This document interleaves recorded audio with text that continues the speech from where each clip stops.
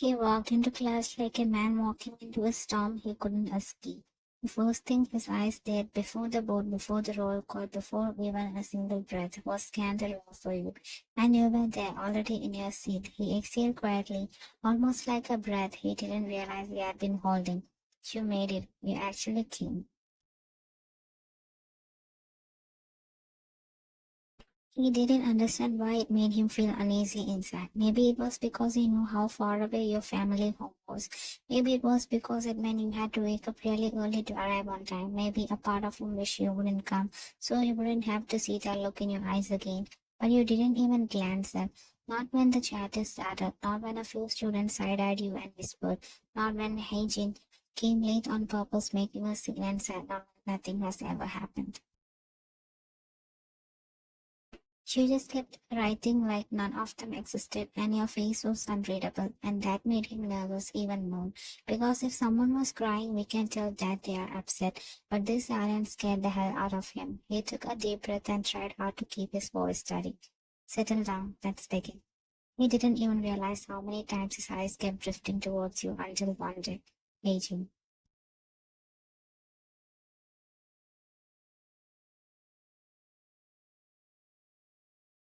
At first, she thought she was imagining it, but as time went on, it became obvious.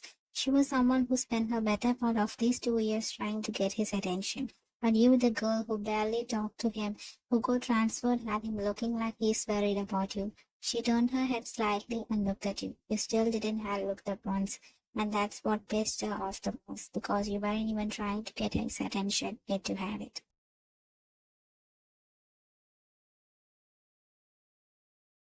She had done everything to push you down since day one, spread rumors, twisted stories, created drama, all of it for two reasons. She didn't want you to be her favorite professor's favorite student, and she definitely didn't want you stealing her spot as the next college rank holder.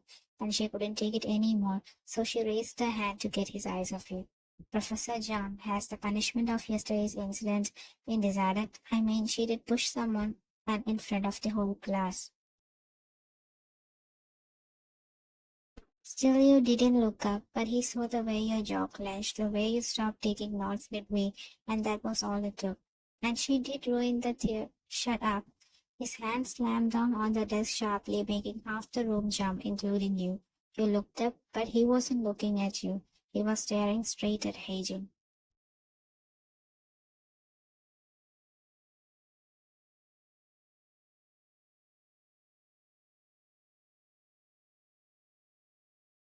"Whatever it is, we know how to deal with it."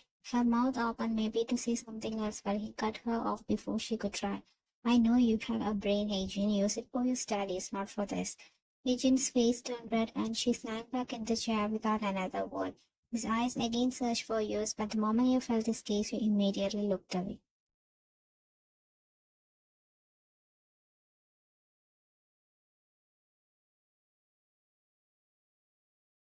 "Because this still don't fix anything."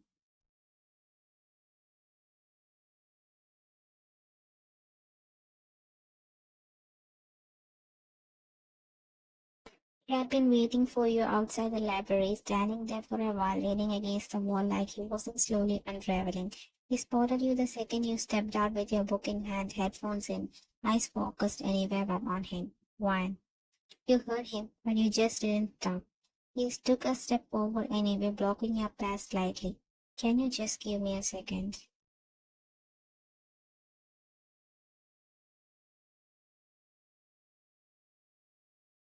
"Why?" "I need to talk to you." You looked up at him, that same unreadable look in your eyes, the one that made him feel like he didn't exist in your world anymore.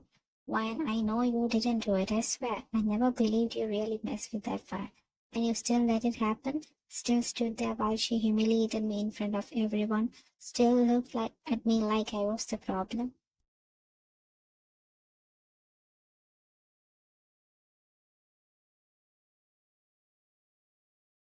"If you knew I didn't do it, then why the hell would you stand there and let me be dragged like that?" "I was trying to handle it behind the scenes. I didn't want things to blow up. So instead, you choose to let me blow up in front of the whole damn class. Nice." He flinched at your words, but you didn't stop. You could have pulled me aside. You could have asked. You could have said anything, but you didn't.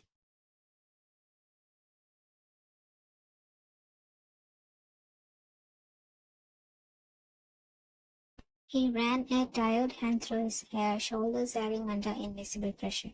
I know you only see it as a fault on my side, but let me just tell you what exactly happened, please. You scoffed, shaking your head, already pulling away from the moment. And what if I don't want to hear it? He flinched like you had slapped.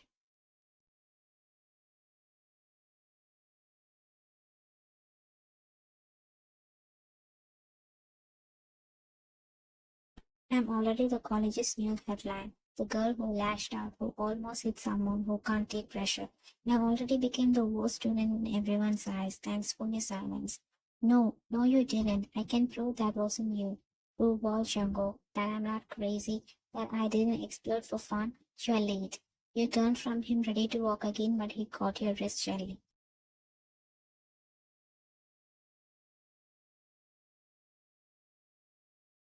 I'll agree 1,000 times, okay? I was at fault. I won't fight you on that, but there's a real reason behind it. One you don't know. Just let me explain, please. And just as the words left his mouth, a small group of students turned the corner, and their voices dimmed the second they saw the two of them standing close. One of them even nudged the other, probably whispering something which made Jungkook realize and let go of your hand immediately.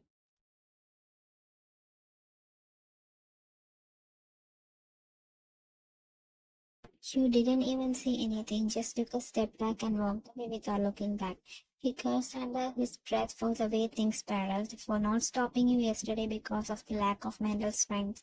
And now, when he was finally mustering the guts to explain it all, to say what he should have said from the beginning, it felt like the whole damn college was standing in his way, watching, judging, making it impossible to fix what he broke.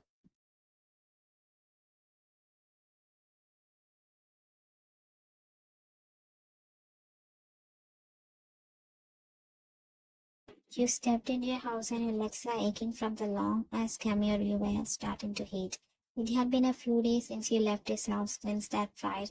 We had been going back and forth to college every day, hours on the road just to avoid sleeping under the same roof as him, just to avoid that silence that started to feel like punishment.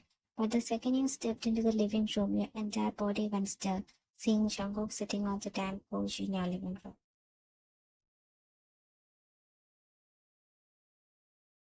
Ryan, he told me he was out of town, but he's here. Said he couldn't stay away, not even a few days.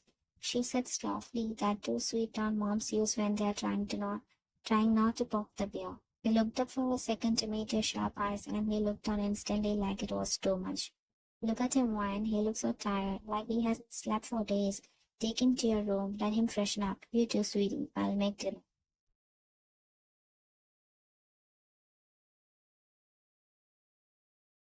You finally moved, exhaling through your nose, not bothering to hide the sigh. You just turned around and started down the hallway, not even checking if he was following, but of course he was.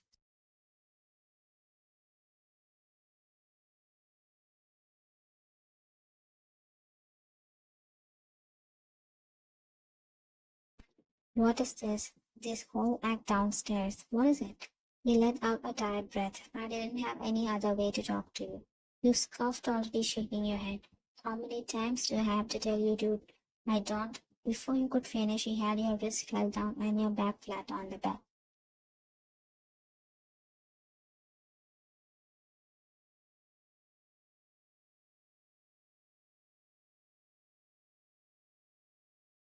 We were caught off guard by how quickly it happened, the intensity in his eyes, and the way he was breathing heavily above you. But surprisingly, you didn't fight back. You didn't scream or try to push him away. Instead, you just turned your head away, not wanting to look him in the eye. What is this supposed to be now? If you still won't let me speak, we are both going to regret it, I swear.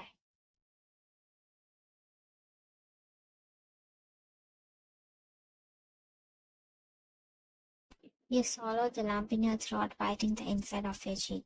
Fine, go on then. He breathed out shakily, almost like he hadn't expected you to actually say yes. I should have stopped you that day when we were packing. I should have held your hand and told you everything right there. But some of the things you said, I didn't even know they could break me like that. When you said I saw you as nothing, When you walked out like you truly believed it, I couldn't find it in me to stop you.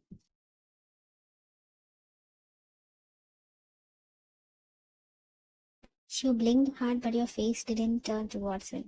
But that's not even the point. What you really want to know is why I stood there in front of everyone and let that girl cheer you apart. I know it wasn't you. I knew from the start you didn't touch that project file. It was Heijin. It was always her. You turned your head slightly just enough to glance at him.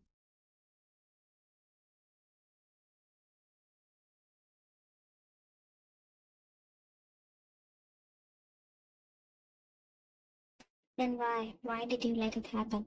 Because I didn't have a choice. Hey Jane, she's not just some brat with a big mouth. Her dad's on the board. She has got pulled, and if I had accused her without proof, she'd test it.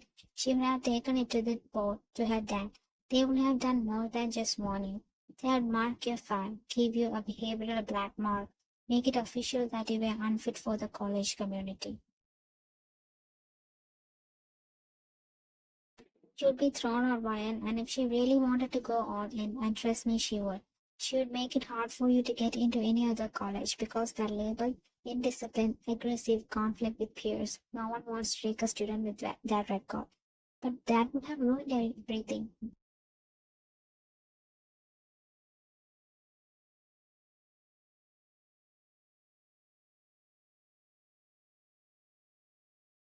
I know, that's why I let her have that moment just for a while. So she'd back off and the issue wouldn't have go further. I thought I could find evidence fast and complain before it got worse, but I misjudged it. I hurt you in the process, I'm sorry. But I have it now, Ryan. I have proof. Solid proof that she did it. I know every login trail, every system stamp, and I'm gonna take you to the department. I'll name her publicly. I'll clear your name. I don't care if it gets me suspended or if she had a father raise hell. I'll take it. He hesitated, searching your face like she was scared of what he would say there. I just need you to know I never saw you as nothing. Even when we didn't speak much, even when things were awkward, I noticed everything. Every little thing you did, every effort you made to be respectful, to stay out of trouble, to build something in silence. I noticed you, Ryan. Not because we live in the same house, not because this marriage was forced on us, but because somewhere along the way, I started falling through. Your eyes snapped up to his in disbelief, and you could see it, that instant flicker of shit, and did I just say that? Flashing across his face. He looked like he wanted to crawl out of his own skin.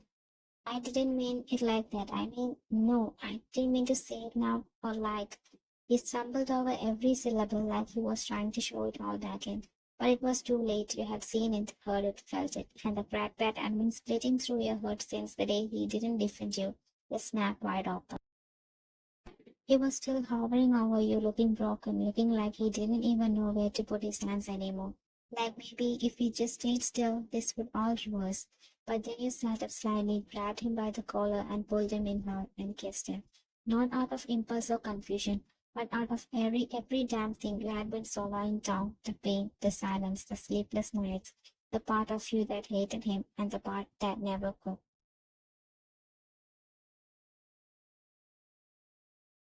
He froze against your lips at first and kissed you back like it was the first time he had been allowed to feel anything real. Pulling back from the press, you leaned in a little closer, brushing your forehead against his. I get it now, why you did what you did. I hated you for it, because I didn't know, because I thought I was nothing to you. His eyes squeezed shut like it hurt to hear.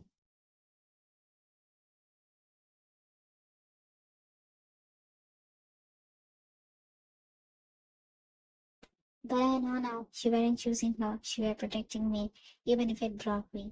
You ran your fingers lightly over his collar. Just next time, trust me enough to let me in too, and I wouldn't have been this hurt if you didn't mean something to me. His eyes widened slightly, but you didn't look at him. You kept your gaze somewhere near his shoulder.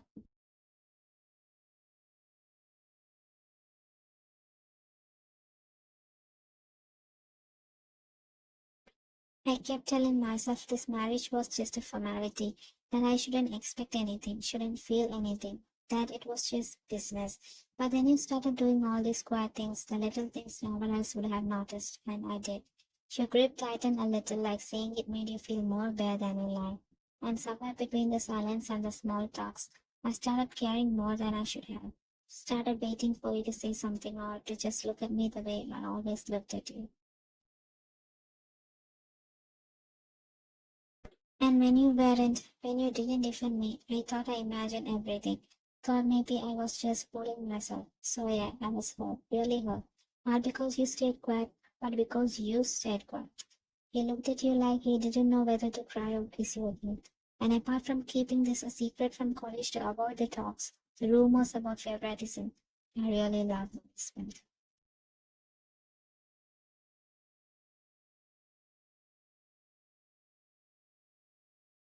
You finally said it, and he looked like he was about to fall apart hearing it. He tucked the strand of your hair behind your ear with his trembling fingers just slightly as he leaned forward against yours again. God, I can't believe I'm saying this, but thank God for hygiene. What? If she hadn't created this giant mess, you and I would have probably just kept dancing around each other forever, being awkward, staying quiet, pretending like we didn't want more. Wow, you're really thanking the girl who tried to ruin my life? Just saying, I take every second off that chaos if it means I got to hear you say what you just said. I love you, Maya. Husband or not, professor or not, none of those labels mattered when I saw you walk out that day. All I wanted was you, I just didn't know how to say it then. He leaned in again with his gaze dropping to your lips like he was about to kiss you all over again, and honestly, you were ready. But, kids, dinner's ready. Come out before it gets cold, huh? He groaned under his breath, burying his face in the crook of your neck with a muffled, dramatic sigh. Oh my God. He laughed softly, nudging his shoulder. You're the one who came over uninvited. I was desperate. I didn't come here for a three-course meal. Apparently, my mom thinks you did.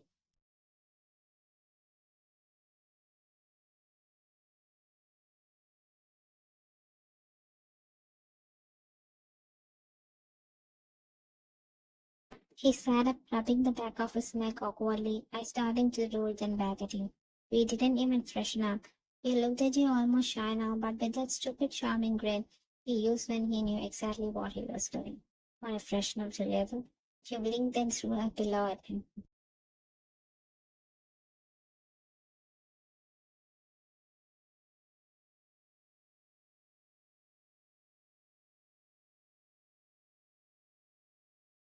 Get out of my face, Shanshanko. He caught the pillow laughing as he stood up with his hands in surrender. Okay, okay, just saying. You married a man with ideas. You rolled your eyes, but your smile gave you away.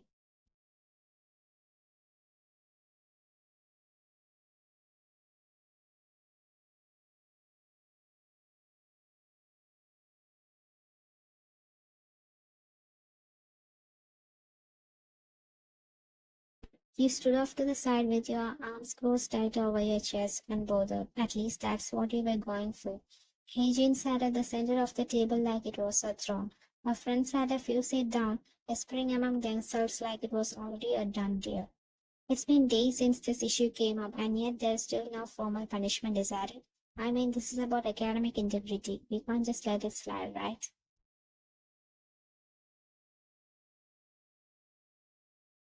A few of the professors nodded faintly, but Jungle, standing by the screen near the front, didn't even blink her way. You're right, Heijin. Academic integrity is important. She smiled like she had known until he added. That's why we'll be discussing actual facts today, not hearsay. He clicked the projector remote and a screen lit up behind him. Instantly, a set of login trains appeared. Document edit history, system logs, a list of usernames, timestamps, and IP addresses.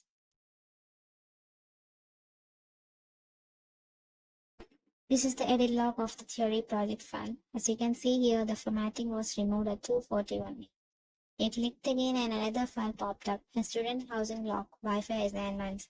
Turns out, this IP was registered under one student's ID, and it wasn't mine. All edits were made under the ID of Agent Kang. Every single one. I also pulled surveillance from the computer lab security cams. She was the only student inside the room at the time.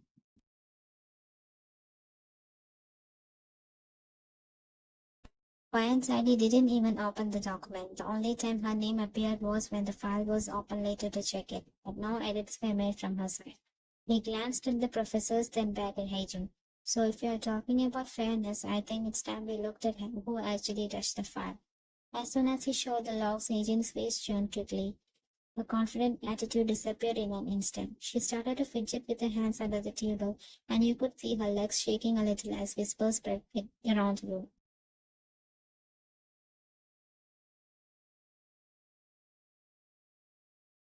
But I already submitted proof to the department, and even you, Professor John, you accused her that day. Don't act like you didn't. I was trying to calm the situation till I got the truth, and yes, I have already apologized to Jim.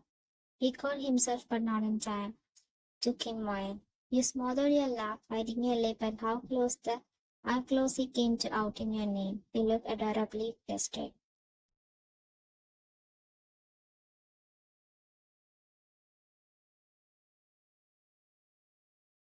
And for what it's worth, I'm willing to apologize to her in front of all of you, right now.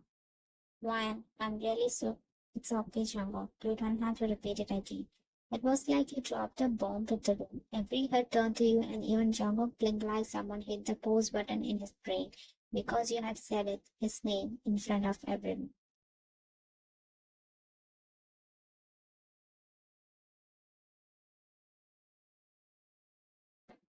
Agent's chair screeched back. See, she's arrogant. She's calling you by name in front of the whole department. That's what this is about, right? It is accusing an innocent like me because of her, because she's your favorite. You wrapped your arms smoothly around Django's and tilted your head with a smug little grin. My husband, my wish. I'll call him whatever I want. Isn't that right, sweetheart?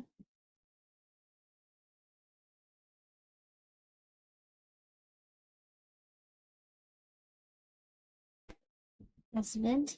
Gasp escaped from each and every soul present there, and even Django's mouth parted slightly in disbelief as his eyes shot to yours.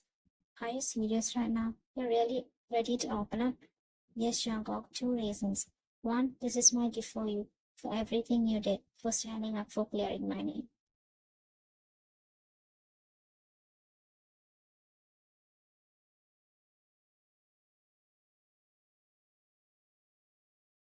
And two, to teach her a lesson. I think this is the best punishment she could ever get. Why? I don't need a sixth sense to know she had a huge crush on him. His face broke into a quiet laugh he barely held in. Then carry on. He said, stepping slightly aside to let you take the front. You gently let go of his arm and took a quiet breath before turning to face the department head, students, and the few staff members seated around him.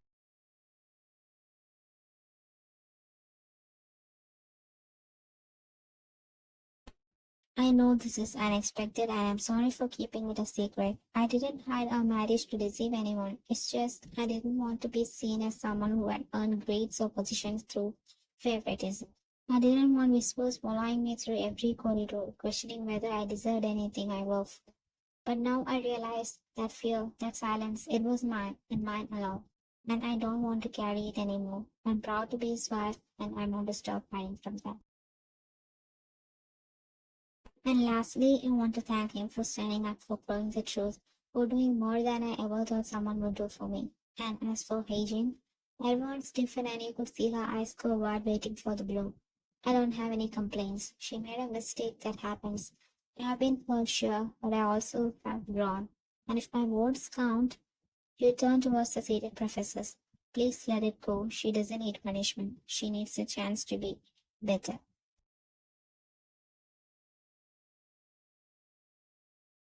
You gave a small bow to them, then stepped back as Django, and he looked at you like he was seeing sunlight for the first time. Then came the sound of clapping. One by one, the professors nodded in approval, a few even exchanging impressed glances, and before you could even process the wave of thought, Django's arm slid around your waist. He pulled you close right there in front of everyone, just enough for you to feel it, what he meant by it.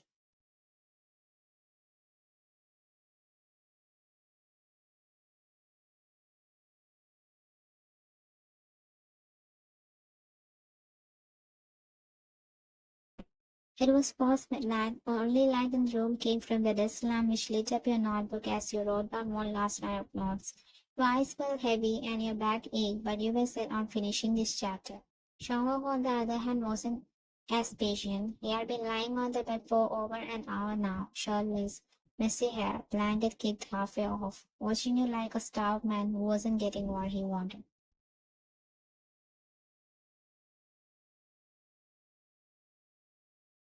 And what he wanted was you. You didn't notice him get up, not until you felt his presence behind you. Then the soft brush of his breath near your neck. Still not done, baby. It's your subject, don't blame me for taking so long. You blinked, leaning forward to look at your notebook. Wait, this is my subject?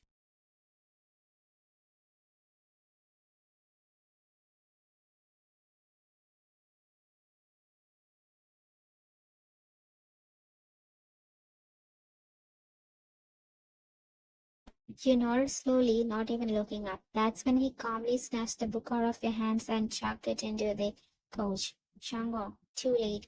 He scooped you up bridal style like it was nothing. One arm around your knees, other around your back, holding you against his bare chest. What are you doing?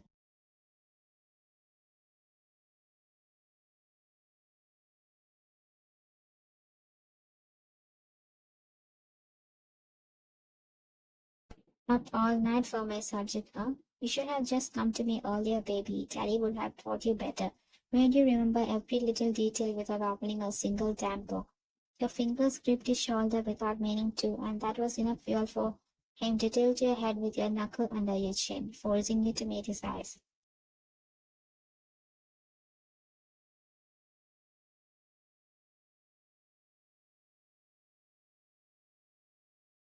You want to pass? Then shut that pretty little brain off for tonight and be a good girl for daddy. Let me teach you the only lesson that matters right now.